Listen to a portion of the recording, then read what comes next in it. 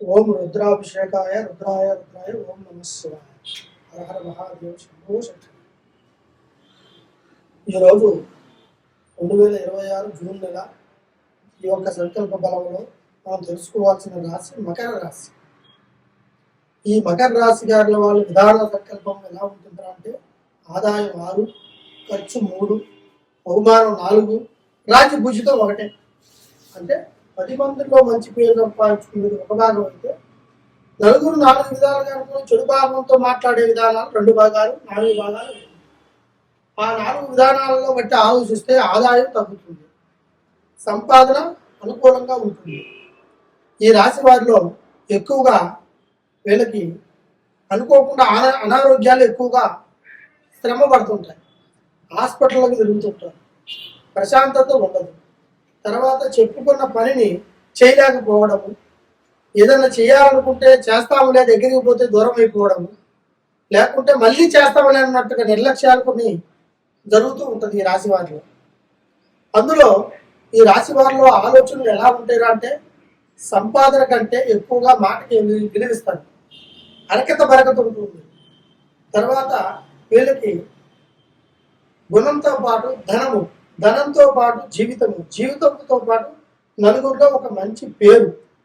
ఈ 5 భగవంతుడు ఇచ్చిన వరాలే.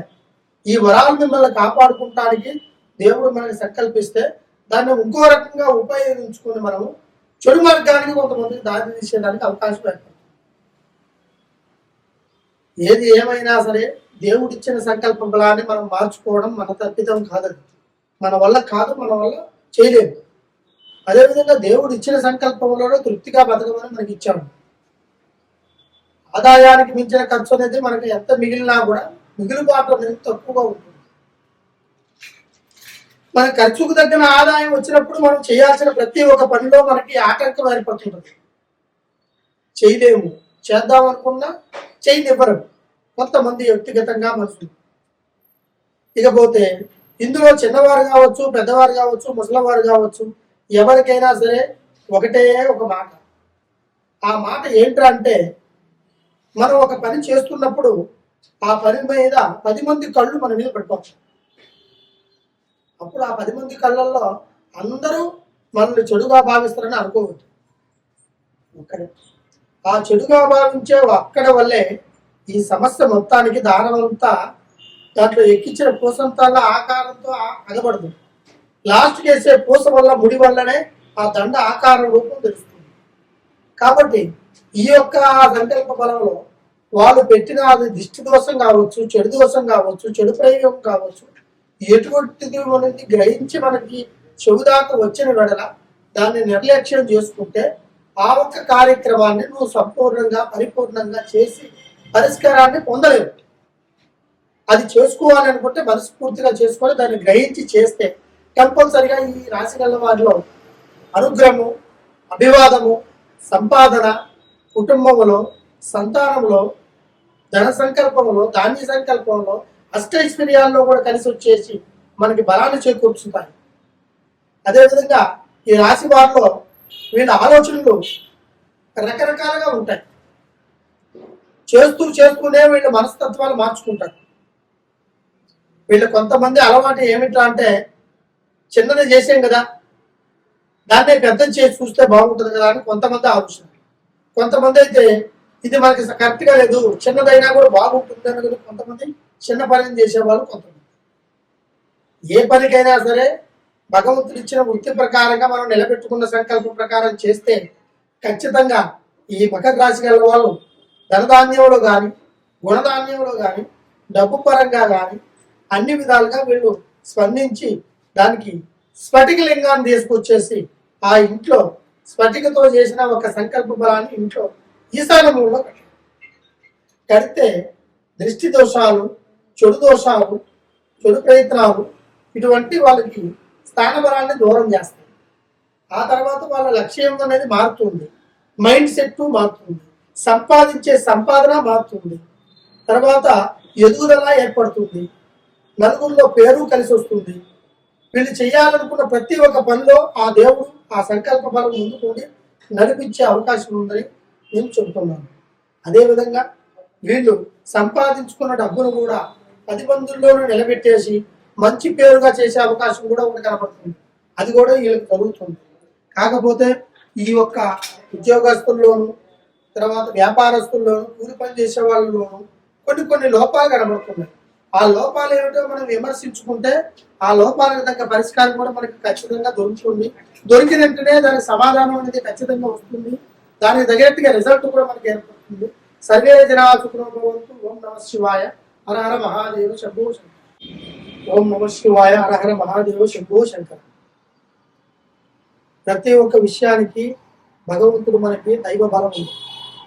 అది హిందువులు కావచ్చు, ముస్లిమ్స్ కావచ్చు, క్రైస్తవులు కావచ్చు, ఎవరికైనా సరే ఎవరు నమ్ముకునే దైవ బలం వాళ్ళదే. ఆ దైవ బలాన్ని నమ్ముకున్న వాళ్ళు నా దైవం గొప్ప, నీ దైవం గొప్ప అనేది కాదు. మనం నమ్ముకున్న సంకల్ప బలం ప్రకారం మన దైవాన్ని మనం నమ్ముకొని మన పనిని చేస్తున్నాం.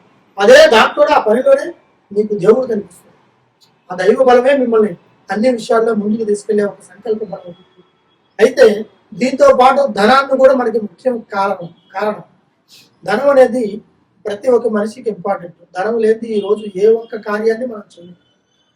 అదేవిధంగా ధనం సంపాదించి దానిని మిగలబెట్టుకునేది కొంతమందికి తెలియక కొన్ని ఇబ్బందులు పడుతుంది, కొన్ని కష్టాల పాలవుతున్నారు, కొన్ని అప్పుల పాలవుతున్నారు. కొంతమంది అయితే ఉన్నది బాగొట్టుకొని లేని దాని గురించి ఎదుర్కొంటూ తిరుగుతున్నారు. ఇలాంటి వాళ్ళకి ధన సంకల్పం గురించి ధన వశీకరణ, జన వశీకరణ, తర్వాత అదృష్ట వశీకరణమైన ఒక సంజీవులు ఉంటాయి. వాటిని మనం భద్రాచలం అడవుల్లో కానీ, తర్వాత గృహ సంకల్పంలో కానీ, శ్రీశైలంలో కానీ ఇలాంటి కొన్ని సంజీవులు మనకి దొరుకుతాయి. అలాంటివి మనం తెప్పించేసి ఆ 3 సంజీవులు మనకి ప్రతి ఒక్క మానవుడికి ఇంపార్టెంట్. ఆ 3 సంజీవుల్ని ఒక నల్లగుడ్డలో పసుపు కుంకుమ వేసి అందులో 3 తెల్లటి గవ్వలేసి ఈ 3 ఒక సంజీవులు అందులో పెట్టి మనం బీరువాలో పెట్టుకుంటే ధన సంకల్పం, తర్వాత మీరు అనుకున్నట్టుగా జనాకర్షణ, తర్వాత మీరు ఏ కార్యం చేసినా ఆ ధనం మీకు నిలబడిపోయి ఆ కార్యాన్ని సిద్ధిపడేలాగా చేసేదే ఈ ధన వశీకరణ సంకల్ప బలం. ఇది మీరు ఖచ్చితంగా మీరు సంపాదించుకొని మీరు తెచ్చిపెట్టుకుంటే మీకు మంచిది. అదేవిధంగా కుటుంబంలో కొంతమందికి వ్యాపారస్తులు కానీ, లేకుంటే గృహస్థితులు బాగలేని వాళ్ళు కానీ, ఆరోగ్యాలు బాగలేని వాళ్ళు కానీ కొన్ని సమస్యలు ఉంటే ఒకసారి మమ్మల్ని సంప్రదించి దానికి తగినట్టుగా కాపర్తో చేసింది, అది సంస్కృతంలో ఉంటాయి బేజక్షరాలతో, దాంతో చేసి వాటి గురించి ప్రత్యేకంగా చేస్తాను.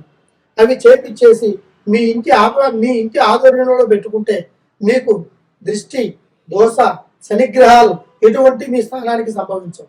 తర్వాత అదేవిధంగా మీకు అష్టైశ్వర్య, మనోసిద్ధి, భోగభాగ్యాలు కలిగేటట్టుగా మీకు ఆ కాపర్తో చేసిన తాయిత రూపంలో అది మీ ఒంటి మీద ఉండేలాగా చేసుకోవాలి. లేదు మీ స్థాన బలంలో పూజా మందిరంలో పెట్టుకొని పూజించేలాగా చేయాలి. కంపల్సరిగా ఇలాంటివి చేస్తే మీకు ఆయురారోగ్యం, అష్టైశ్వర్యం, మనోసిద్ధి, కుటుంబము, ధనధాన్యము, అప్పుల బాధలు తీరిపోయి ఆ భగవంతుడు మీకు అన్ని విధాలుగా మీరు నమ్ముకున్న దేవుడు మీకు ఎన్నెనకాల నిలబడి ముందు దారి చూపించేలాగా నేను మంచి పరిష్కారాన్ని అందిస్తాను. నమ్మకంతో నాకు కాల్ చేయండి. ఖచ్చితంగా మీకు సంపూర్ణమైన భవిష్యత్తు దొరుకుతుందని. సర్వే జనా సుఖినో భవంతు. ఓం నమః శివాయ.